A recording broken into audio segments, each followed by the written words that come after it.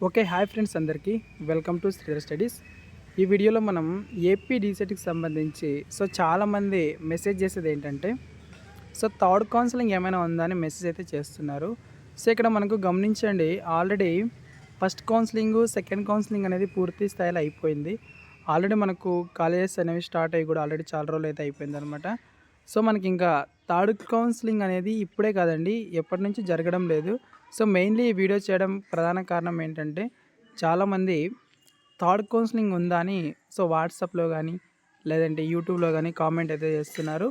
వాళ్ళందరికీ కూడా నేను రెస్పాండ్ అవ్వలేకపోయాను కాబట్టి ఈ వీడియో చేయడం అనేది జరుగుతుంది.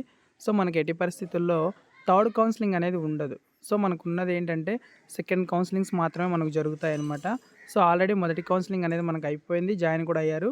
అదేవిధంగా సెకండ్ కౌన్సెలింగ్ కూడా ఆల్రెడీ అయిపోయింది. మనకిక్కడ ఫ్యూచర్‌లో ఏమైనా అంటే మీరు జాయిన్ అవ్వాలనుకుంటే మాత్రం ఖచ్చితంగా 2025లో టీటీసీ ఎంట్రన్స్ రాయాలి. ఎంట్రన్స్ రాసిన తర్వాత మంచి ర్యాంక్ వస్తేనే మీకు అవకాశం ఉంటుంది.